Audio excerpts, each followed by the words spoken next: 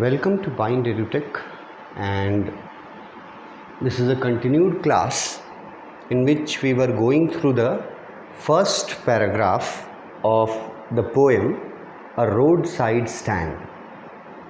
इस पोएम का first paragraph से हम लोग वर्ड मीनिंग्स या फ्रेज़ का क्या मीनिंग निकल रहा है पोएम में, ये पोएम के लाइन्स हैं आपके टेक्स्ट बुक के, जिसमें हमने देखा कि फर्स्ट पैराग्राफ जो है वो काफ़ी लंबा है, 20+ लाइन्स हैं उसमें, तो उसको हम लोग थोड़ा डिवाइड कर देते हैं। तो शुरू का 10 लाइन हम लोग ले रहे हैं, जो कि यहाँ से शुरू हो रहा है द लिटिल ओल्ड हाउस से, और कहाँ पे ख़त्म हो रहा है?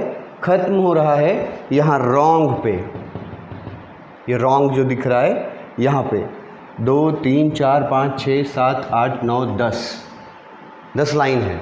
फर्स्ट पार्ट में हम 10 लाइन डील कर रहे हैं, जिसमें हम तुमको मीनिंग्स बता रहे थे, और उसमें ध्यान देने वाली ये बात है कि किसी भी वर्ड का यहाँ जो यूज़ हुआ है उसका लिटरल मीनिंग, मतलब उसका अगर शब्दार्थ जिसको हम लोग बोल रहे थे, शब्द का अर्थ, मतलब इंग्लिश में है तो ट्रांसलेट कर दे, हिंदी में अनुवाद कर दे, तो जो लिटरल मीनिंग होता है वो हमेशा पोएम में काम नहीं आता है। पोएम में शब्दार्थ के अलावा उसका भावार्थ भी समझना पड़ता है। जैसे मैंने एग्जाम्पल भी आपको यहाँ दिया था कि अगर यहाँ पे लिखा हुआ है डोल ऑफ ब्रेड, तो डोल ऑफ ब्रेड का अगर हम ट्रांसलेशन करेंगे, मतलब इंग्लिश टू हिंदी अनुवाद करेंगे, तो होगा, इसका मतलब है रोटी का टुकड़ा। मगर इसका पोएम में भावार्थ क्या निकलता है? भीख।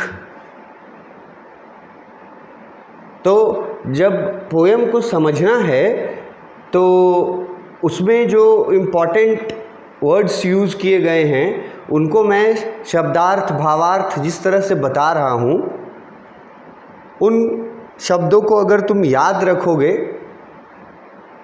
तो तुम खुद से पढ़कर भी पोएम समझ सकते हो। इतना आसान है, बस तुमको मेहनत करना है। वर्ड्स का शब्द मतलब लिटरल मीनिंग और डेप्थ मीनिंग जो इस पोएम के अनुसार है वो दोनों को समझते जाना है, word line by line, right from the first word. हम लोग कुछ वर्ड मीनिंग्स देख भी चुके थे, जैसे डोल ऑफ ब्रेड हमने प्रीवियस लेक्चर में ही देखा था। वर्ड मीनिंग्स जो हम लोग देख चुके थे, एक था was out with, first line में था ना, वॉज आउट विथ, यहाँ वॉज आउट विथ, तो यहाँ से शुरू हुआ था। दूसरे में मैंने आपको बताया एज, ठीक है, यहाँ फिर बताया था स्पेड, फिर यहाँ बताया था टू पैथेटिकली प्लेड, फिर यहाँ बताया था डोल ऑफ ब्रेड, फिर यहाँ फ्लो ऑफ कैश, और फिर यहाँ पे हम आए थे लास्ट में सिंकिंग, विदरिंग, फेंट। ये 3 शब्द, यहाँ तक हम लोग वर्ड मीनिंग्स देख रहे थे। तो ज़रा क्विकली उन वर्ड्स को याद कर लो जो अभी तक हम लोगों ने देखा है। जैसे कि तुमको अगर नोट्स में दिखाएं तो अभी तक तुम लोग देखा है वॉज आउट विथ का मतलब एक्सटेंडेड लिखा है, मतलब किसी चीज़ को बढ़ाना। तो अपने घर को वो क्या किया था? एक्सटेंड किया था। किस चीज़ से? एक झोपड़ी से। यहाँ इसका यही मतलब निकलेगा, एक्सटेंडेड का मतलब कि घर को बढ़ाया था सामने की ओर। कैसे बढ़ाया था? तो एक झोपड़ी नुमा एक दुकान बना करके, शेड बना करके। जो शेड वर्ड यूज़ किए थे। उसके बाद एज वर्ड आया था लाइन में, तो उसका मतलब बहुत इजी है, किनारे, किनारा। स्पेड वर्ड मतलब स्पीड बताए थे हम, क्रॉस एट हाई स्पीड। फिर पैथेटिकली प्लेड, ये बहुत इंपॉर्टेंट वर्ड है और इसका मतलब लिखा हुआ है इजी वे में, टू सैडली रिक्वेस्टेड। थोड़ा आसान काम चलाओ इंग्लिश में है। अगर तुम इसको पैथेटिकली वर्ड, पैथेटिक वर्ड से बना है, ये पैथेटिक वर्ड तुमको ना क्लास 11-12 में बहुत जगह काम देगा, हर चीज़ में कहीं भी काम आ सकता है। तो ये वर्ड अब तुम सीख लो, पैथेटिक, स्पेलिंग सीख लो, बोलना सीख लो, लिखना सीखो और इसका मीनिंग सीखो कि पैथेटिक का मतलब होता है अत्यंत दयनीय स्थिति में। कोई भी चीज़ अगर अत्यंत दयनीय स्थिति में है तो उसके लिए पैथेटिक वर्ड यूज़ करते हैं। तो और प्लेड वर्ड का मतलब है रिक्वेस्ट करना। पैथेटिकली प्लेड का मतलब है कि बहुत दयनीय स्थिति में होते हुए और किसी से कुछ रिक्वेस्ट करना। फिर डोल ऑफ ब्रेड भी बताएं, बेगिंग यहाँ मतलब है रोटी का टुकड़ा, उसका लिटरल मीनिंग हुआ मतलब, लेकिन यहाँ मतलब है उसका क्या, भीख। डोल ऑफ ब्रेड का मतलब है भीख। फिर आया word flow of cash, money और कैश, ये दो वर्ड्स यूज़ किए हैं। इक्विवेलेंट है, कोई बड़ा फर्क नहीं है। एक जो है वो ऑन द होल सभी को बोला जाता है और कैश वर्ड बस नगदी के लिए यूज़ होता है, लेकिन मीनिंग ब्रॉड लेवल पे उसका मनी है। तो उससे जुड़ा हुआ मनी और कैश वर्ड से जुड़ा हुआ ये टर्म है फ्लो ऑफ कैश। अब फ्लो का मतलब वैसे तो होता है बहना, लेकिन यहाँ पे उसका मीनिंग है availability of cash. Availability of cash मतलब availability of money. Flow of cash word use किया है तुम्हारे पोयम के लाइन में। फिर flower of cities word use किया है, ये भी हम लोग देख चुके थे। फ्लावर ऑफ सिटीज़ का मतलब लिटरल तुम अनुवाद करोगे तो निकलेगा फूल जो शहर में लगे हुए हैं, शहर के फूल, लेकिन यहाँ ये मीनिंग बिल्कुल नहीं चलेगा। फ्लावर्स ऑफ सिटीज़ का मतलब यहाँ पर है development and beauty of the cities, विकास और खूबसूरती। एक वर्ड यूज़ किया जाता है चकाचौंध, ग्लैमर। तो फ्लावर जो है, फूल जो है, फ्लावर वर्ड, बहुत कोई इसको फ्लावर प्रोनाउंसिएट करता होगा, वो भी कोई गलत नहीं है, उसी को हम फ्लावर बोल रहे हैं। तो फ्लावर जो है वो रिप्रेजेंट करता है किस चीज़ को, डेवलपमेंट को, खूबसूरती को, मतलब पॉजिटिव, शहर की खूबसूरती, शहर में जो विकास हुआ है वो फ्लावर ऑफ सिटीज़। और सिंकिंग एंड विदरिंग फेंट, इसका मतलब मैंने बता रखा था डिस्ट्रॉइंग, बर्बाद होना। अब ये तीन वर्ड है, तीन वर्ड अलग अलग हैं, तीनों को अलग अलग तुम अगर मीनिंग देखेगा तो भी तुमको फिर ये मतलब उसका निकल जाएगा। कैसे? सिंकिंग मतलब डूबना, विदरिंग मतलब खराब होना, घिसना, और फेंट का मतलब होता है बेहोश होना। तो ये तीनों चीज़ें डिस्ट्रक्शन को रिप्रेजेंट करती हैं। नेगेटिव रिप्रेजेंटेशन है डिस्ट्रक्शन, डूब रहा है तो डिस्ट्रॉय हो रहा है। घिस रहा है तो भी डिस्ट्रॉय हो रहा है, और बेहोश हो रहा है तो इसका भी मतलब है कि वो डिस्ट्रक्शन की ओर जा रहा है। तो तीनों का एक ही वर्ड, एक ही भावार्थ निकलेगा वहाँ, डिस्ट्रक्शन, डिस्ट्रॉइंग। यहाँ तक हम लोगों ने पोएम के टेक्स्ट बुक से पोएम के लाइंस में लाइन बाय लाइन यहाँ तक मीनिंग देख रहे थे कि क्या वर्ड का मीनिंग आपको पता होना चाहिए पोएम को समझने के लिए, पोएम के लाइंस को समझने के लिए। यहाँ तक किए थे विदरिंग फेंट तक।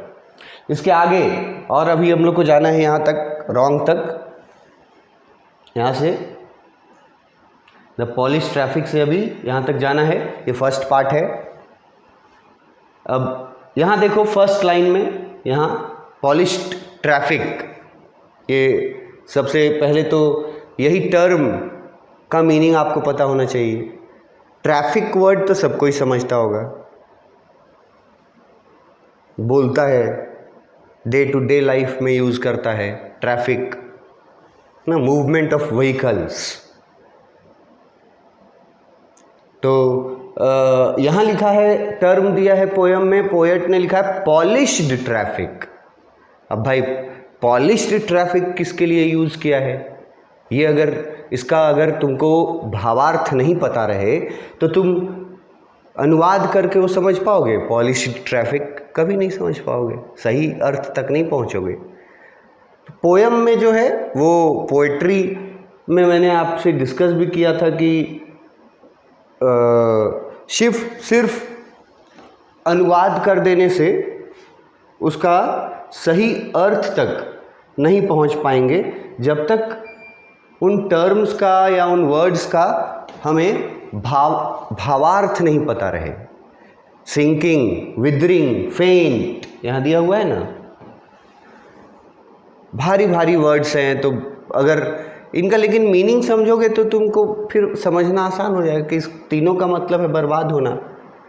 उसी लाइन में लिखा है फ्लावर ऑफ सिटीज़, तो इसका मतलब है इस पोयम में कि शहर में जो खूबसूरती और जो विकास रहता है उसको बोला गया है। उस तरह से पॉलिश्ड ट्रैफिक समझना आपको ज़रूरी है। उसके बाद माइंड अहेड समझना आपको ज़रूरी है। वैसे ही लाइन बाय लाइन और देखते हैं यहाँ तक कि क्या क्या आपको वर्ड मीनिंग पता होना चाहिए। तो पहला है पॉलिश्ड ट्रैफिक। ये पॉलिश्ड ट्रैफिक किसको बोला है? पॉलिश्ड ट्रैफिक बोला है उस रोड से गुजरने वाली गाड़ियों में बैठे हुए सिटी पीपल को पॉलिश्ड ट्रैफिक बोला है। पॉलिश्ड वर्ड जो है वो सिटी पीपल के लिए यूज़ किया है। एक तरह से वो व्यंग के रूप में यूज़ किया गया है। सार्काज्म बोलते हैं, हिंदी में तुम लोग व्यंग्य पढ़ा होगा। तो पॉलिश्ड ट्रैफिक का यहाँ मतलब देखो कितना डिफरेंट है। जो हम लोग रोड साइड स्टैंड के बारे में, जिसके बारे में पोएट ऑब्जर्व करके बता रहे हैं, डिस्क्राइब कर रहे हैं कि रोड के किनारे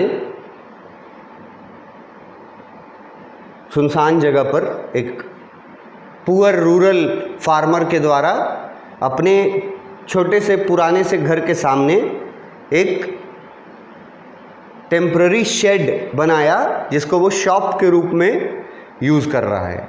उसी को रोड साइड स्टैंड बोला गया। तो उधर से उस रास्ते से, और उस रास्ते के बारे में ये भी बता दिया गया कि काफ़ी स्पीड से गाड़ियाँ गुजरती हैं वहाँ से, and there is a lot of traffic on that road. Traffic की कमी नहीं है। पॉलिश्ड ट्रैफिक शहरी लोगों को, जो लोग गाड़ियों में बैठ के उस रोड से गुजरते हैं, आते हैं जाते हैं, उन शहरी लोगों को पॉलिश्ड ट्रैफिक वर्ड से रिप्रेजेंट किया है।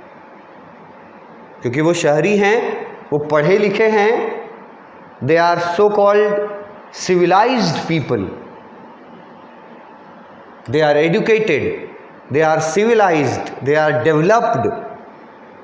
So the word polished has been used for them, the city people.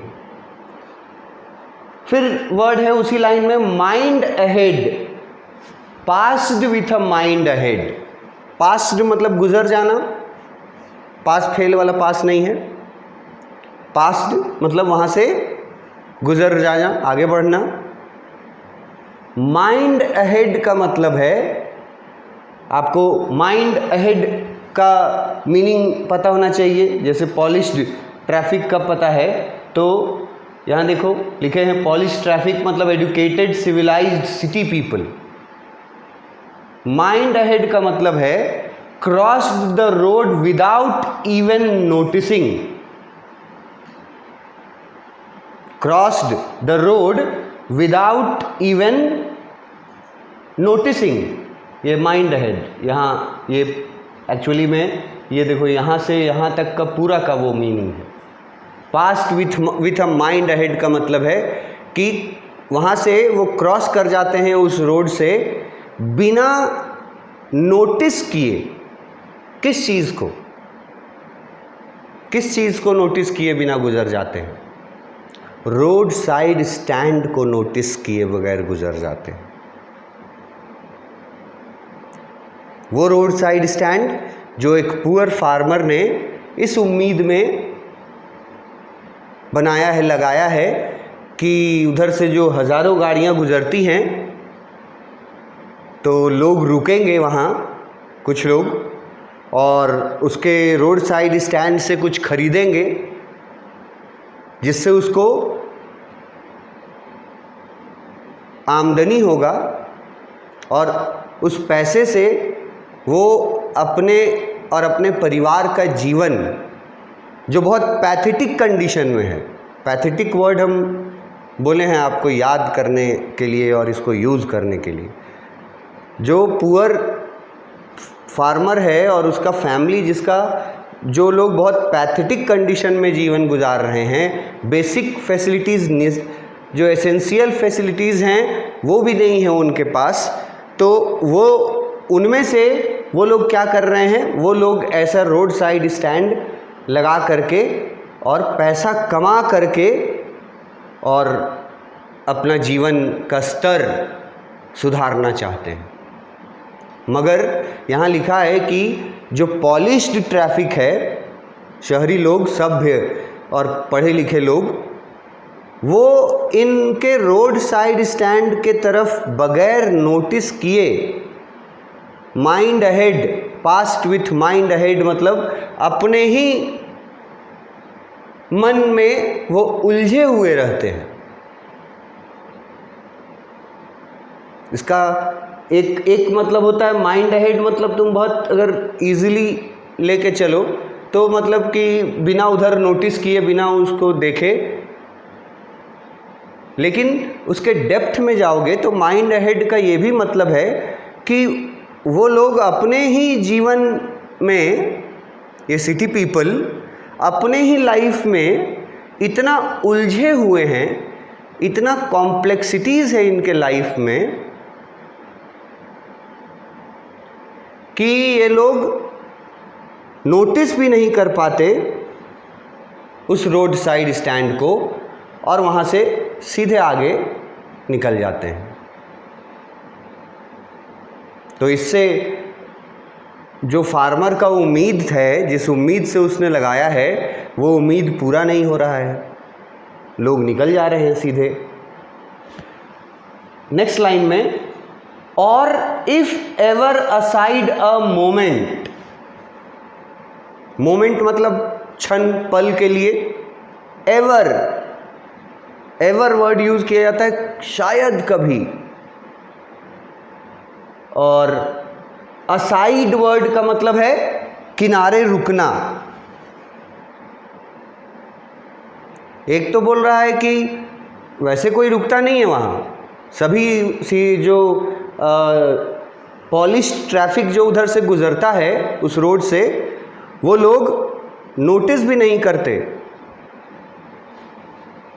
Because their mind is engaged in their own problems,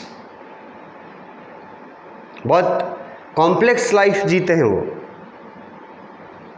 दिखता लग्जरियस है लेकिन है कॉम्प्लेक्स।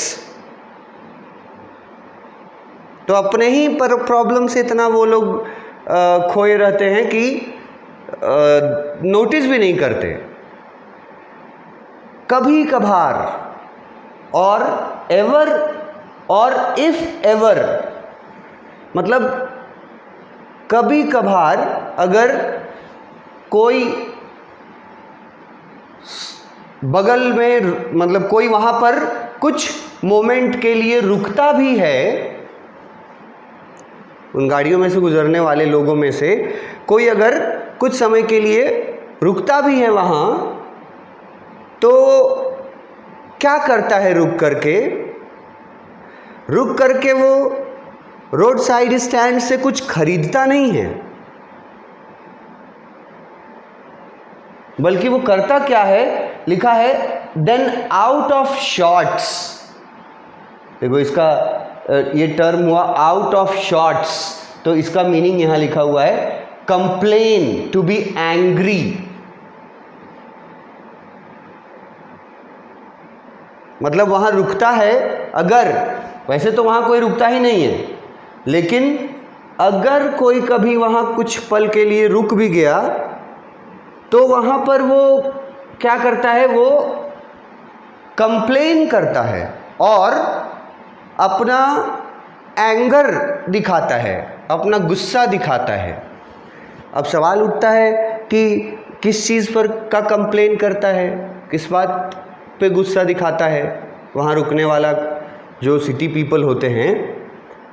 वैसे तो लगभग कोई नहीं रुकता, लेकिन अगर कोई रुकता भी है तो लिखा है आउट ऑफ शॉर्ट्स, और आउट ऑफ शॉर्ट्स का यहाँ मतलब है कि शिकायत करता है और गुस्सा दिखाता है। किस बात पे, उसके आगे लिखा हुआ है, पहला लिखा है यहाँ एट हैविंग द लैंडस्केप मेयर्ड। अब तुम लैंडस्केप और मेयर्ड वर्ड समझेगा तब उसका मीनिंग निकाल पाएगा, किस चीज़ पे वो लोग अपना गुस्सा जाहिर करता है, किस चीज़ की शिकायत करता है। तो लैंडस्केप का मतलब है प्राकृतिक दृश्य, और मेयर्ड वर्ड का यहाँ मतलब देख लो डिस्ट्रॉयड, खराब कर देना किसी चीज़ को, किसी सुंदर चीज़ को बिगाड़ देना, मेयर्ड वर्ड लिखा है उसके लिए। और वो सवाल यहाँ हमारा ये चल रहा है कि अगर कोई वहाँ कभी रुकता भी है गलती से तो कुछ खरीदता नहीं है, बल्कि शिकायत करता है और अपना एंगर प्रकट करता है। तो शिकायत किस चीज़ का और एंगर किस चीज़ का? पहला बात कि वहाँ के प्राकृतिक खूबसूरती को, लैंडस्केप को डिस्ट्रॉय करने का शिकायत करता है। मतलब उसको इस बात की शिकायत है रुकने वाले को, सिटी पीपल को, कि वहाँ का प्राकृतिक जो सुंदरता था वो डिस्ट्रॉय कर दिया गया है। अब वो डिस्ट्रक्शन किस चीज़ से हुआ है वो यहाँ लिखा है विद द आर्टलेस पेंट। कैसे वहाँ का नेचुरल ब्यूटी किस चीज़ के वजह से डिस्ट्रॉय हुआ है, तो लिखता है आर्टलेस पेंट। अब आर्टलेस पेंट का तुमको भावार्थ समझना पड़ेगा ना कि किसको बोला है, तो तुम इसका मीनिंग समझ पाओगे फिर लाइन का। देखो आर्टलेस पेंट का मतलब है ugly colour of the old house, ugly colour of the old house. अब ये कौन सा हाउस का बात किया जा रहा है? कौन सा हाउस का बात किया जा रहा है? फर्स्ट लाइन में जो हाउस लिखा है लिटिल ओल्ड हाउस, उस हाउस का जो घर है पुराना सा छोटा सा, उसका जो कलर है ना, से घर होता है तो उसको पेंट किया जाता है ना, कलर किया जाता है अपने अपने हैसियत के अकॉर्डिंग। तो वो जो पुराना सा घर है छोटा सा, उस पुराने घर का जो कलर है उसको बोला गया है आर्टलेस पेंट, क्योंकि वो डल हो चुका है। डल इसलिए ऑब्वियसली वो पुअर हैं तो डल हो चुका है उनका पुराना सा घर, छोटा सा, उसका कलर बहुत डल हो चुका है, फेड हो चुका है। और वहाँ रुकने वाले को लगता है, कभी अगर कोई वहाँ रुक जाता है तो लगता है उसको कि इस खूबसूरती को, इसका ये घर का जो स्मॉल हाउस का जो डल कलर है ये डिस्ट्रॉय कर दे रहा है इस जगह के नेचुरल ब्यूटी को। लास्ट ये वाला लाइन तक हम लोग को जाना था। Of science that with an turn wrong and S turn wrong. अब ये कैपिटल एन और एस का मतलब तुम समझो, नॉर्थ और साउथ के लिए है। तो बहुत जगह तुम भी देखा होगा साइन बोर्ड लगा रहता है, इधर जाइएगा तो इस जगह पे पहुंचिएगा, इधर जाइएगा तो इस जगह पे पहुंचिएगा, सीधा जाइएगा तो इस जगह पे पहुंचिएगा। साइन बोर्ड्स तो जानते हो तुम लोग। वैसे ही हमारे यहाँ नहीं, बाहर यहाँ अमेरिकन कल्चर में और भी यूरोपियंस में भी, जहाँ चौराहा होता है वहाँ एक साइन बोर्ड लगा होता है जिसमें ईस्ट वेस्ट नॉर्थ साउथ के लिए EWNS यूज़ किया जाता है। और वो एरो दिखा देगा तुमको कि ईस्ट इधर है, वेस्ट इधर है, नॉर्थ इधर है, साउथ इधर है। तो वैसा ही एक एरो वहाँ पर लगा हुआ है रोड पर, जो डायरेक्शन बताने वाला एरो होता है, ईस्ट वेस्ट नॉर्थ साउथ।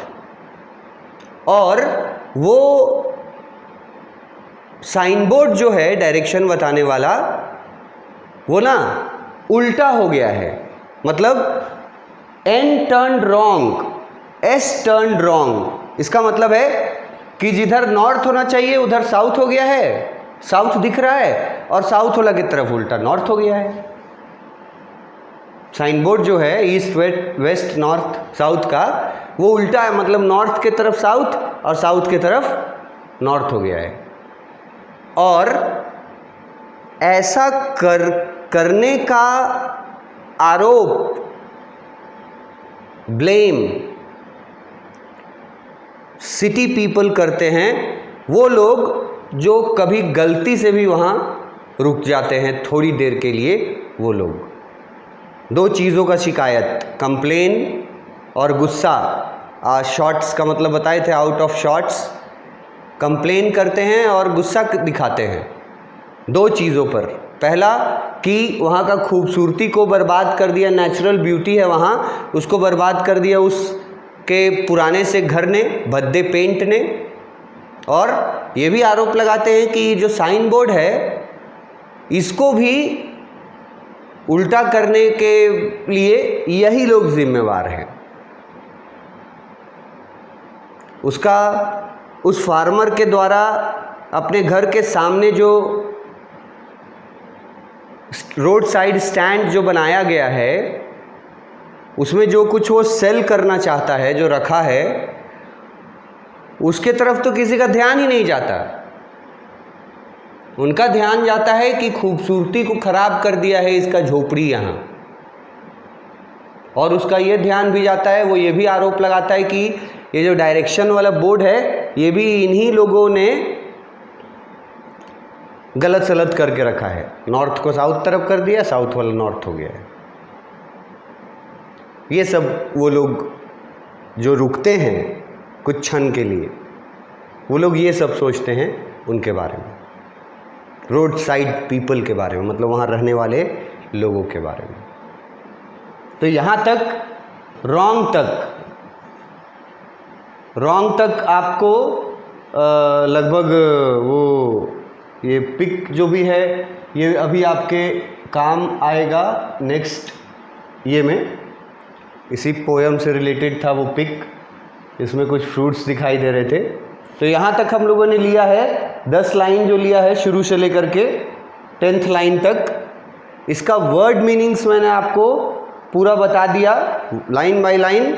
इसके वर्ड मीनिंग के बारे में मैंने जो भी बताया है वो रिवाइज करो, उसको याद रखो और फिर इन 10 लाइंस को पढ़ो और उसका मीनिंग जो मैं आपको निकाल करके मीनिंग समझाऊंगा वो आपको समझ में आते जाएगा अगर आप वर्ड मीनिंग्स जो मैंने बताया यहाँ तक,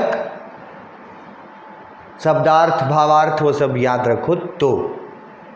तो अगर तुम इतना याद रख सकते हो तो फिर पोएम समझ में आने का गारंटी दिया जा सकता है। याद करना तो तुम्हारा काम है, अगर नहीं याद रखोगे तो फिर मैंने कहा था बाउंस हो जाएगा। कौन सा आर्टलेस पेंट क्या है, सिंकिंग क्या है, विदरिंग क्या है, फेंट क्या है, डोल ऑफ ब्रेड क्या है, प्लेड क्या है, ये सब तुमको परेशान करेंगे अगर तुम इनका वर्ड मीनिंग्स नहीं समझेगा, जानेगा, देखेगा, पढ़ेगा। तो देखो सब यहाँ दिए हुआ है, ये फर्स्ट वाला रॉन्ग तक है ना, वहाँ तक का वर्ड मीनिंग्स एक एक आपको यहाँ मिल जाएगा जो मैंने एक्सप्लेन भी किया। Mind ahead, out of shot, landscape, मेयर्ड, आर्टलेस पेंट, ये अगर तुम समझ जाओ तो फिर जो एक्सप्लेनेशन होगा वो समझना आपके लिए फिर बहुत इजी हो जाएगा। तो इस पे ज़्यादा ध्यान लगाना, वर्ड मीनिंग्स को, भावार्थ को, शब्दार्थ को समझने में अगर तुम दिमाग लगाएगा तो फिर पोयम डिफ़िकल्ट नहीं लगेगा समझने में। नेक्स्ट क्लास में आते हैं, फिर इसका एक्सप्लेनेशन देखते हैं।